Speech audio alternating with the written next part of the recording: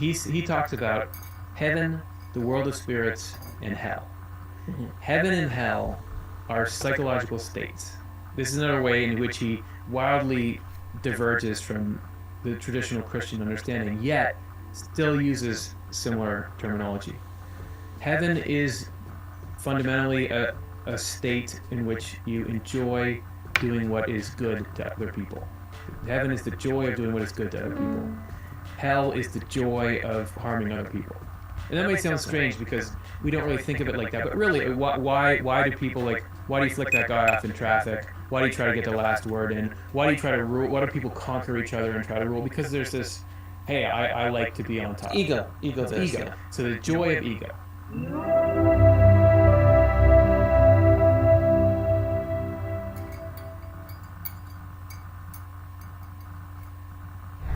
I'd like to welcome to the show Curtis Childs. How you doing, Curtis? Doing really well. Thanks for having me on.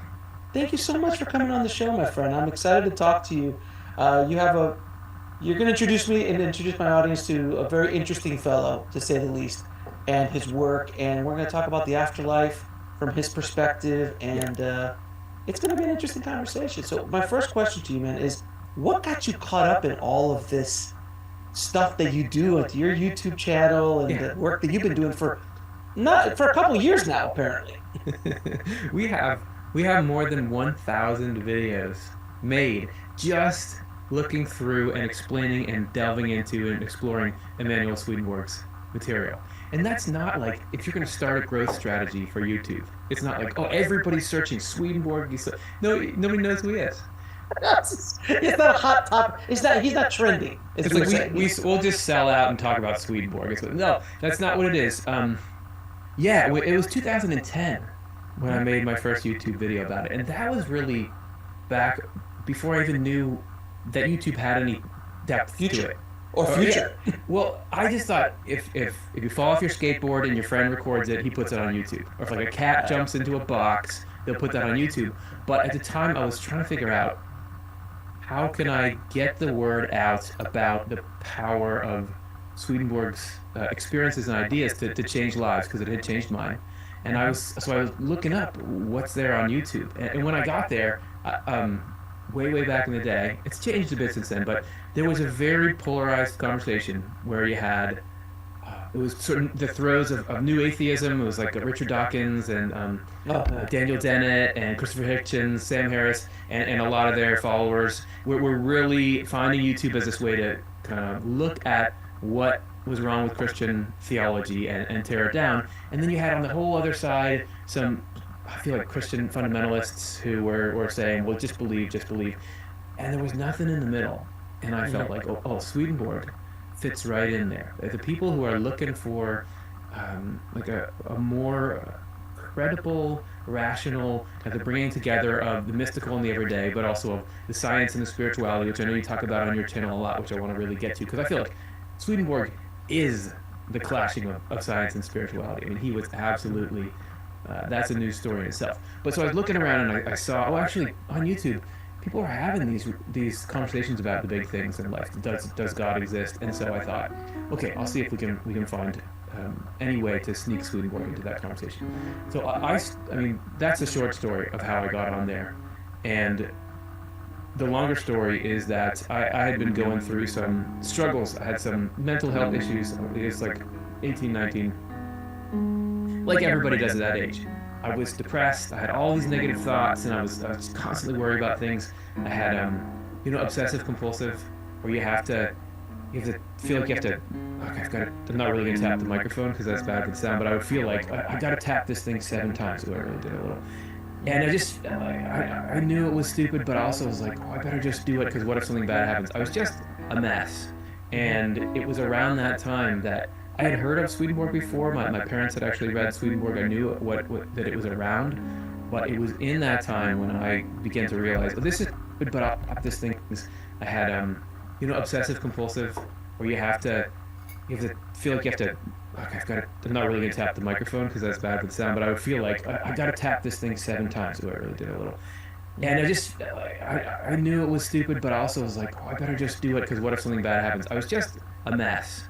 And it was around that time that I had heard of Swedenborg before. My parents had actually read Swedenborg. I knew what that it was around, but it was in that time when I began to realize, oh, this is describing my mind and how it works. This is actually a really powerful, like, what are a lever that can pry me out of these sort of pits that I'm in. And from then on, I knew that it's like if everybody was thirsty and there's a drought and you found like there's actually a well over here that still works, you'd want to tell everyone about it. So I kind of feel like I'm just trying to pass along the value that Swedenborg's material had for me. So that I do it probably for the same reason you're doing your show, which is we're trying to make life better, and the world as it is and as we understand it isn't can't quite do it. So what's that missing piece, right? Why isn't life so great? We got all this amazing technology and everything, but people are not that happy a lot of the time. To me, I feel like Swedenborg has something to offer to that missing piece. So that's what I'm trying to get the word out about it and how it can help. Do you think that, like, for me, that was Paramahansa Yogananda, like that was my guy who I Yeah. started. That was the rabbit hole I went down, Uh-huh. and it was really interesting to see how that changed my worldview, and that just opened me up to so many different views. And I always say to people, like, there's so many different ways to climb the mountain. There's so many different paths to take, but we're all going towards the same top. Would you agree with that? Yeah. Well, it has to be. You can't just say what I'm doing is right and everything everyone else is doing is nah. Right. They don't know anything. And Right. there has been some religious traditions that sort of take that view. Oh no, many, There's many, okay. sir. You're being kind. You might Many say religious it's a bit of a maybe it's a feature, not a bug, because it keeps people in your church. Because if they leave it, then they got hell or worse. Mhm. But there's no way that that's true. There's no way that that's true. You think about the depth and complexity of all the human beings on planet Earth, and the way that in doesn't matter what your tradition is or what your rituals are or your background. There's always like goodness and love, and then the opposite of that. It doesn't matter. It could be a village in India or in the Philippines. There could be kids, and either they're going to include someone or they're not. And this was something that was very remarkable about Swedenborg in his time. I'll start to break into that conversation. But so Swedenborg, time frame, if anyone hasn't heard of him, he's Emanuel Swedenborg. And he was born in the late 1600s, but really did a lot of the work that we're going to be talking about in the mid 1700s. He lived in Sweden. That's why his name was Swedenborg. Actually, it started out as Svedberg, but when he got ennobled, it changed to Swedenborg. Mhm. Trivia you don't need, there it is. But he in his one of the many facets of this uh, revelatory or mystical journey he went on was he came out of it saying that you don't have to be a Christian to go to heaven. He said he saw this afterlife and it was full of people from many different religions, and it actually more important than your religious ideology, which could actually be a stumbling block if it locked you into self-centeredness and materialism, was are you following God as you understand God, and are you living basically a Ten Commandments kind of style life, not murdering, not killing, those General things we can all agree on. the stuff that if you don't agree, it's like I don't want to sit next to you. And Right. it's not that other things don't matter, and it's not that they can't be powerful tools. It's not that there aren't particular truths that can be really useful. Otherwise, why would I be so locked in on the Swedenborg thing? But the primary thing that makes your life what it is what ultimately like what you love, and then how you try to follow what is good. So Swedenborg came out saying, "Oh no, you don't have to be a Christian to go to heaven." And at the time, Oh, Sweden was a theocracy, yeah. and his works got put on trial for many reasons. That was only one of the shocking things that he said. But absolutely, you can't believe that if there's a divine force behind it all, that only one little sliver of life matters, one little group of people or one belief system, and everything else is nothing. Why would you provide such limited access to the tools necessary to live a happy life? Right, and it's just even when I was growing up as a Catholic, I was just like, so if you were born in the Congo somewhere, never heard of Jesus, never heard of Christianity, and all of a sudden that person goes to hell because he never has contact with it. Like Yes. it always kind of freak. I was like, even as a kid, I'm like, man, that's pretty rough. Like it's just basically pot luck. Oh my gosh. And you can just, if you're sitting here halfway around the world, you can just like, oh yeah, maybe it is. But if you're actually sitting there in front of that little kid who was born in the Congo and you saw them and they're playing with their little friends and having their little life, there is no way that if there's a God that is responsible for their existence and mine, that God is just going to dismiss, well, who cares what happened to you? And that's actually an example that Swedenborg used as well to highlight that it's a ridiculous and cruel idea to believe that. And he said it's a symptom of what he said was the main problem or malady that can afflict religions, which is what he called faith alone, which is where you have doctrinal ideas, but there's no love that drives them, that they're not in the service of love. So you can have very different doctrinal ideas than me. If your ideals are in the service of love, and love it has to be love for the entire human race. It can't just be for you or your family or a particular group you're in.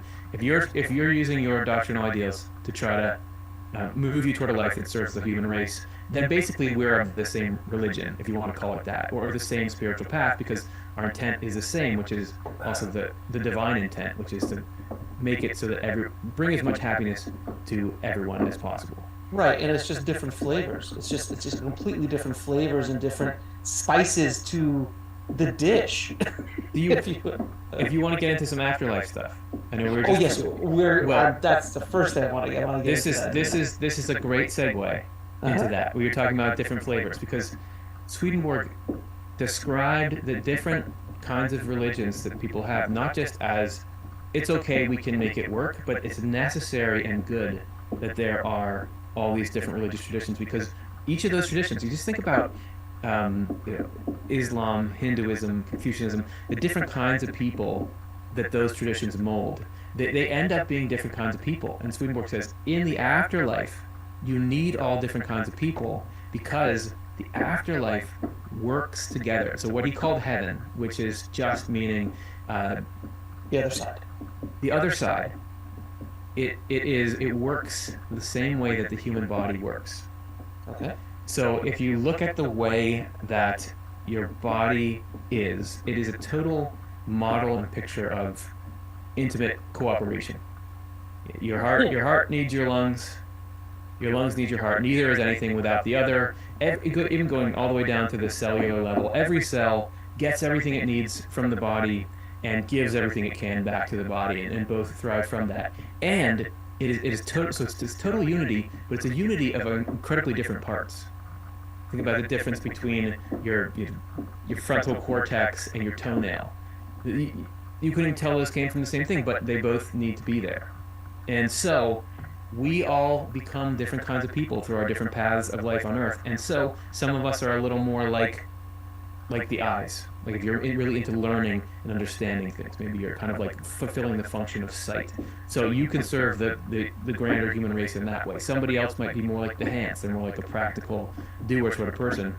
But overall, you need to have all these different kinds of people so that we can make this ultimate manifestation of the human form, which Swedenborg calls heaven, which is when everyone's working together, just like all the parts of the body work together. That's so beautifully and elegantly put. It really It's is. it's cool, man. This is why I do YouTube videos because the ideas they're very cool in there. But Swedenborg is like what? He has a weird sounding name. He came from a long time ago. He's like it's dense, it's philosophical. But I know that there's really cool things in there that are helpful. So we're trying to take the time to like open it up and add it to people's repertoire.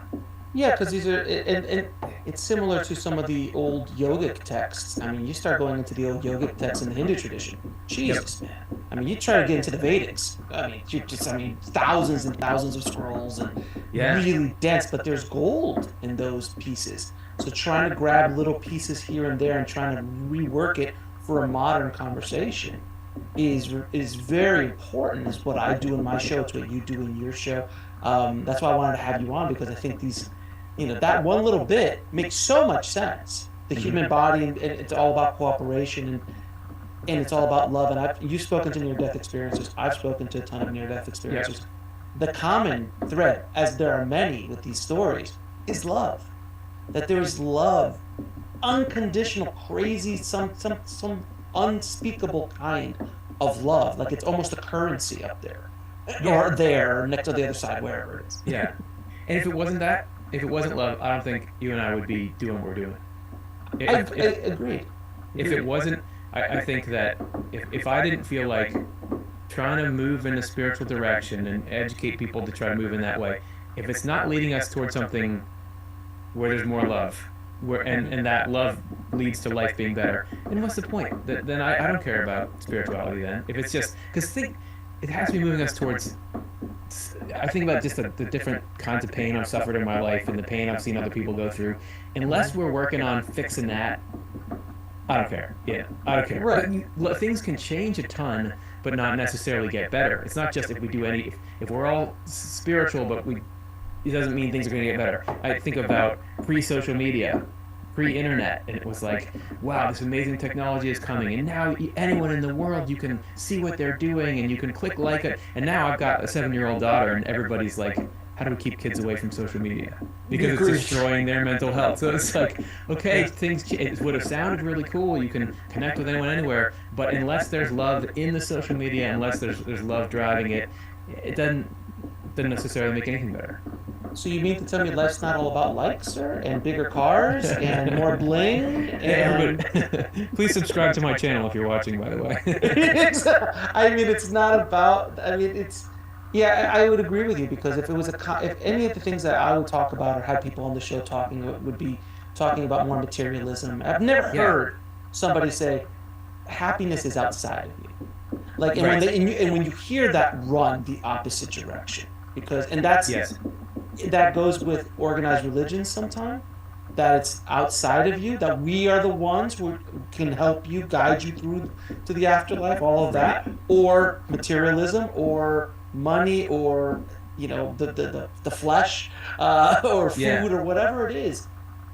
If I hear that, it just rings, puts flags up so high. Yeah. It's all, but every major spiritual teacher that I've ever heard of, including all the top guys from Jesus to Buddha, that all of them say the same thing, that the power is within you, and you have to go within, because the kingdom of heaven is within you, and so on and so forth. And that's what meditation is, and that's what you start going in deeper and deeper, and you start to realize that the happiness is truly, you could have $1 billion. It doesn't matter, man. If you're not, that hole inside you can only be filled by something inside you, not from something exterior. Would you agree?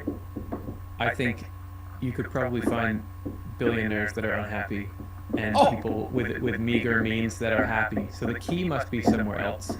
I think it would be unrealistic to say money makes no difference, likes make no difference, because they sure can, but it's about what's your priority. That you're saying, if somebody says that the most important thing, the thing that is God, or that we're looking toward, is money, or it's likes, or it's any other measure of external stuff, then you got those alarm bells going off. But for example, it's good that your channel has as many subscribers as it does, because it can provide a use. It allows a megaphone for these conversations to happen that hopefully make people's lives better.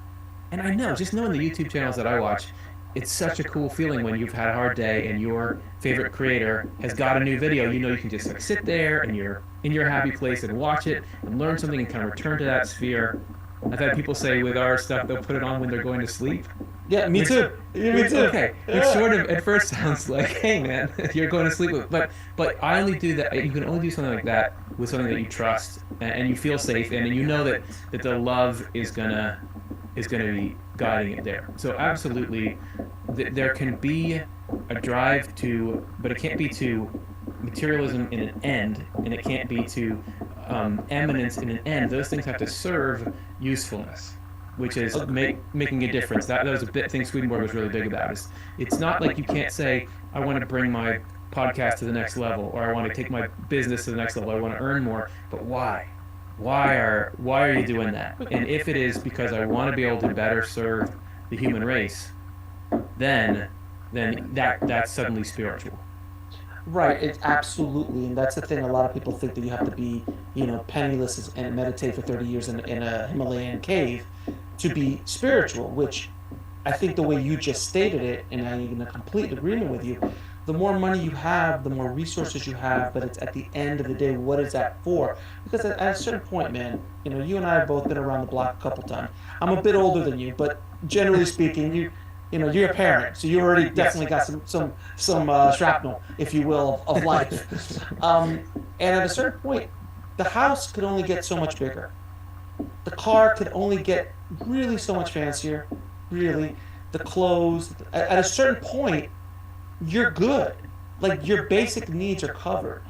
Then that's why I see these people like, I need 10 billion, I need 20 billion. Like, why? Like, what is the purpose of it? But if you're using those resources that are being funneled through you, and I do truly believe that it's a responsibility that you have a lot of followers, if you have a large audience, if you have a lot of money coming through you, how you funnel it and are responsible for it to better humanity, to serve others, that is the most important. Not to build a bigger castle for yourself. At a certain point, the castle's going to be big enough. Like, you don't need any Yeah. more. Well, it's just like, I built this new wing, but now I want another wing on my castle No, because I it can. just keeps Yeah. going and going and going. It's an endless pit that you fall into. Well, I love Now, what you said about. Oh, sorry. Go no, ahead. no, no, go ahead, go ahead, go ahead. I just saying. I liked what you said about it's a responsibility because if everybody who is gonna try to follow a spiritual path goes off and they're in a cave meditating and they don't have any money, It's fine. then who's gonna define the culture and who's gonna shape the conversations? There has to be people. If anyone's watching and you feel like, "Oh, I shouldn't try to affect the world," you got to go impact the world, but doing it, seeing it as a responsibility. The way Swedenborg describes it is the negative way, the ego way, is to say, well, this position I'm in of whatever exists to serve me. So if you're a politician and you think, I want to become the governor so that I'm the governor and I live in the governor's mansion and everyone invites me to these parties and that's very cool and I can, call up my friends in high school and say, look how much better I am than you. Or you can say, well, the governor's office, that is a great responsibility and the real honor here goes to the office. So I better not screw this up because there's a lot of good that can be done. Then I feel like that's a great this side of ambition that really works for the human race. I forgot who said this, but I think it was someone. I think it was a yogi, this is a while ago. They said that the yogis had to get out of the caves and go into the boardrooms and start running these companies in a spiritual way because they wield so much power in the world that if you had a spiritual, and you can see it with companies now. In the 80s, you never saw that, but you started to see it in the 90s, in the early 2000s.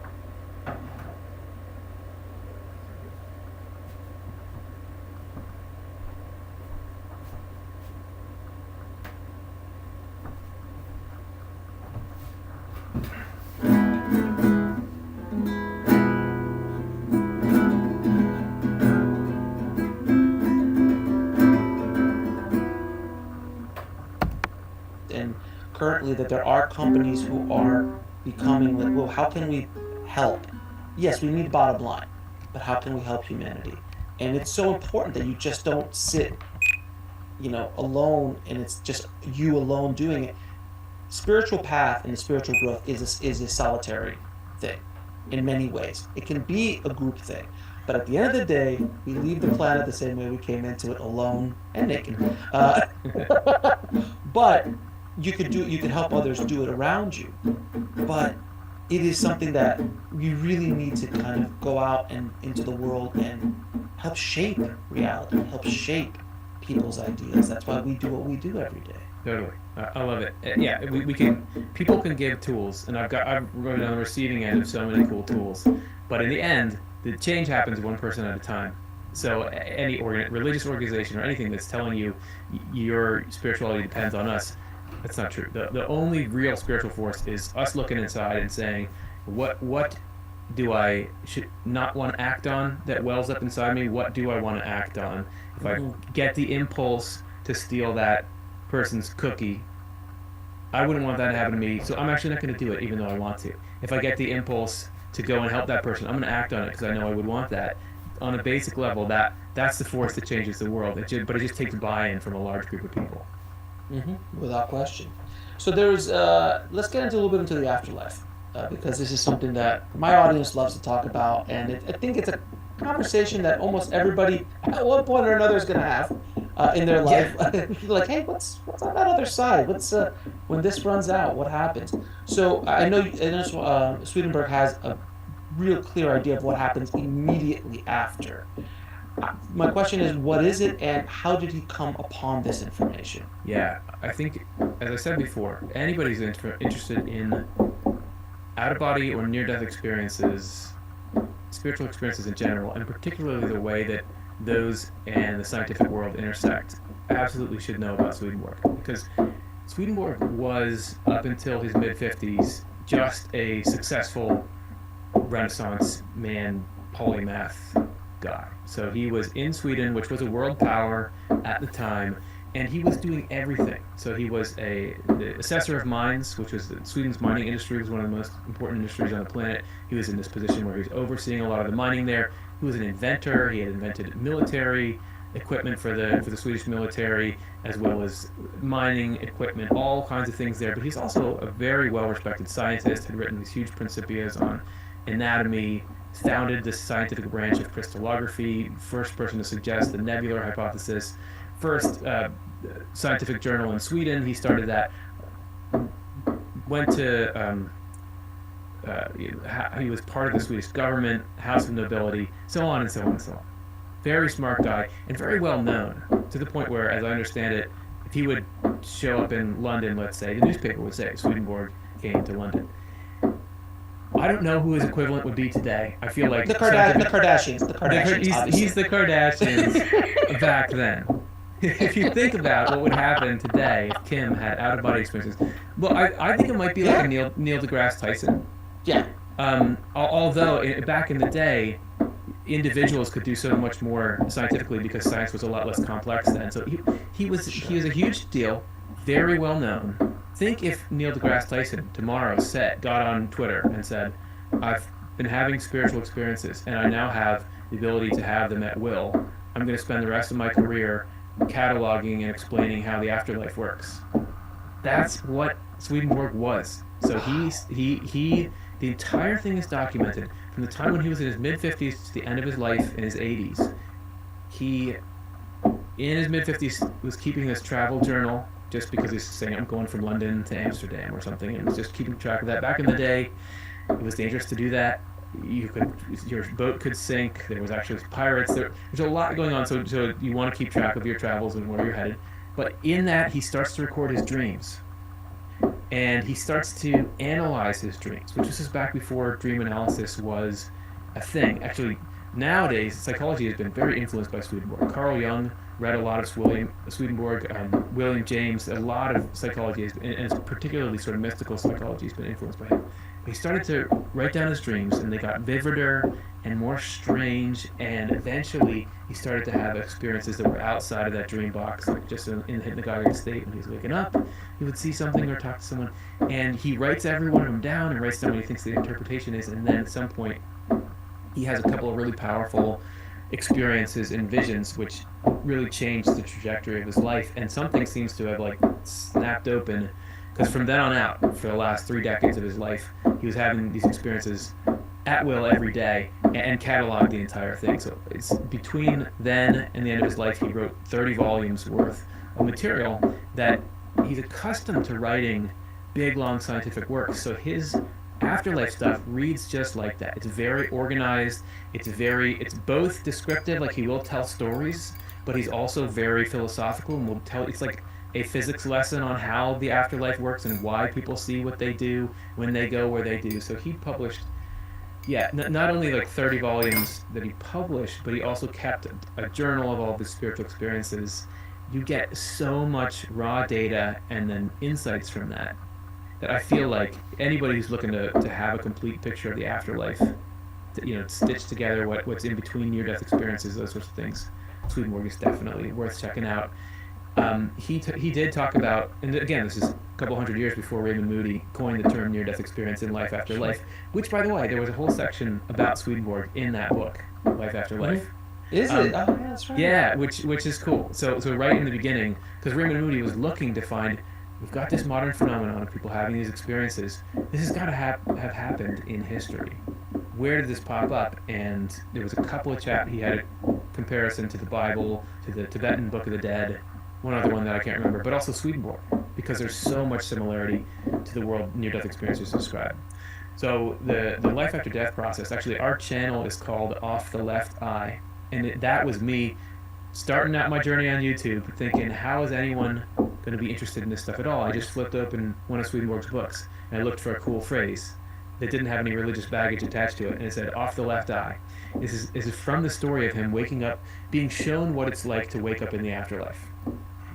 His body wasn't in physical danger like you have with a lot of near-death experiences, but he says that he was shown it but kept in a state of consciousness enough that he could recall it and write it afterwards. And he said that at first he could feel his body kind of shutting down and his breathing slowed a lot, but his spirit, he could feel his spirit breathing, and that started to rise. And then he said it felt like there was a pull, and his spirit left his body and then went through this series of awakening steps in the spiritual world.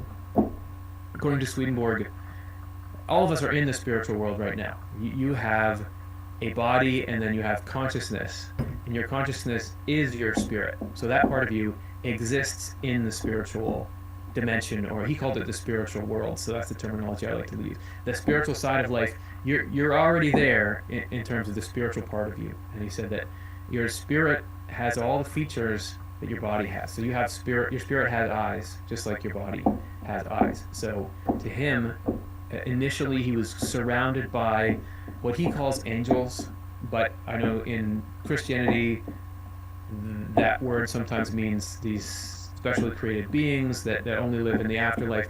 But to him, angels, that just means people who had been living here and who have died and crossed over to the other side. So that's an angel.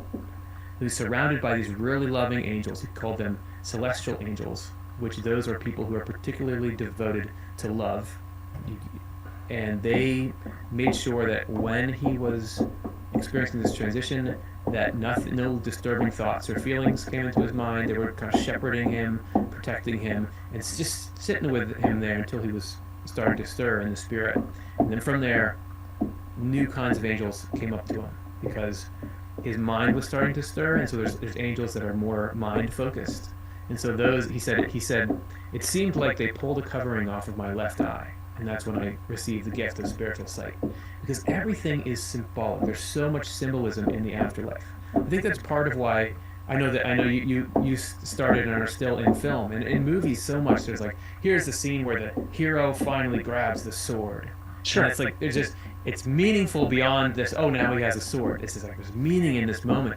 Swedenborg would call that a correspondence, because to him, a sword is a symbol of the truth and the power of the truth. So when we see somebody, King Arthur, or I've just been rereading Lord of the Rings, so I'm thinking about that a lot. Oh yeah, like Aragorn has got that sword, and why does it matter so much? Because this is a symbol of the kind of power that the truth can have in your life. So the spiritual world is full of that symbolism, that we actually get our appreciation for it by sort of the spiritual world seeping in.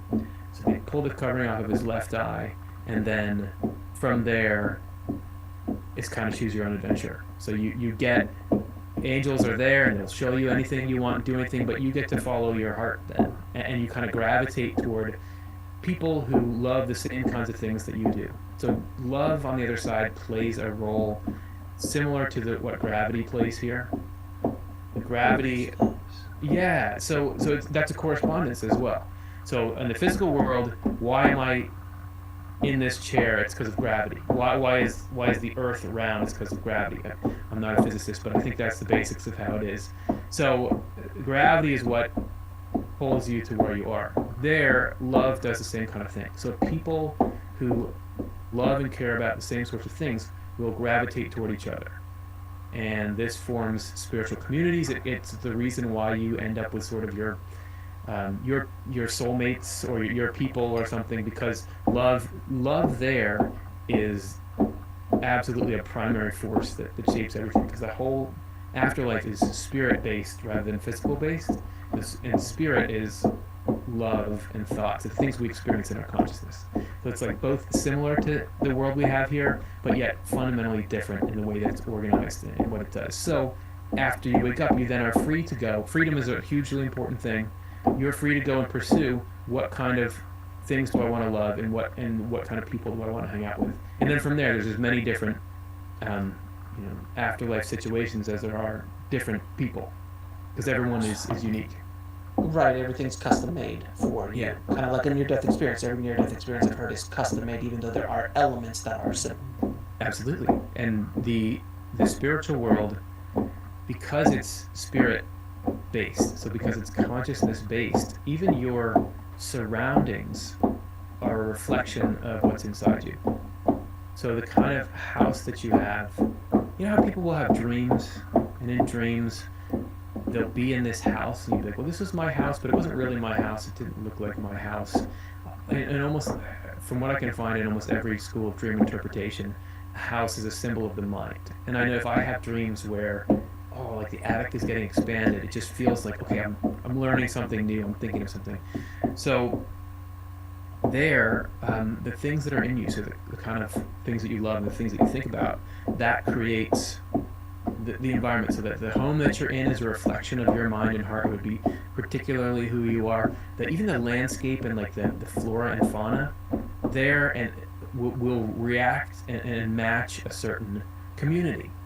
So the people that are living there, and this is a lot like in movies as well, because if you go into, let's keep on Lord of the Rings, if you go into Mordor, there's not like bunny rabbits living there and butterflies, because it doesn't fit, right? So we just know it would ruin the mood. But spiritually, it would be because the gentle, kinder animals correspond to loving, kind affections, and scarier, more abrasive animals correspond to harmful ones. So we actually see in the spiritual world this kind of cinematic life playing out. Okay, there's a few things. I could go on forever, but I won't. All right, so is this more of his adventures in the afterlife, or does he have an actual layout of what happens after someone dies? Yes. So when you die, you start out in what he calls the world of spirits, which he talks about heaven, the world of spirits, and hell. Heaven and hell are psychological states.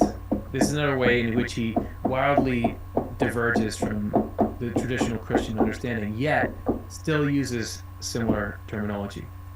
Heaven is fundamentally a state in which you enjoy doing what is good to other people. Heaven is the joy of doing what is good to other people. Hell is the joy of harming other people. And that might sound strange because we don't really think of it like that, but really, why do people why do you flick that guy off in traffic? Why do you try to get the last word in? Why do you try to rule? Why do people conquer each other and try to rule? Because there's this, hey, I like to be on top. Ego. Yeah. So the joy of ego, right? So the world of spirits, here in this world, you don't know if a person is wrapped up in the pleasure of help and service or the pleasure of ego. This is why you have to lock your door, because you don't know who's going to come down the street, what they're going to, if they're going to think it's all right to steal from you or not. So here it's all, you don't know. But in the spiritual world, the afterlife, things get sorted out. So the world of spirits, he says, is this midway between heaven and hell, where you have a chance to really get down to the core of what you want to do and what you want to love, and then you go and you kind of commit to one or the other. Am I going to be committed to ego, or am I going to be committed to love?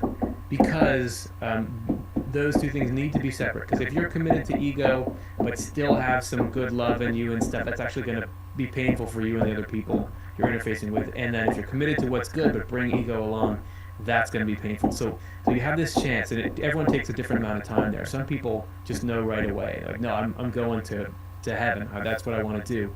Some people, they have to sort out and find out who they are, but nobody gets forced to go anywhere. You go, your own love leads you to go where you want to go. So you get into the world of spirits. You spend your time figuring out who you really want to be, basically unpacking and uncovering who you've become throughout this life on Earth, based on what you loved and what you believe and how you acted on that.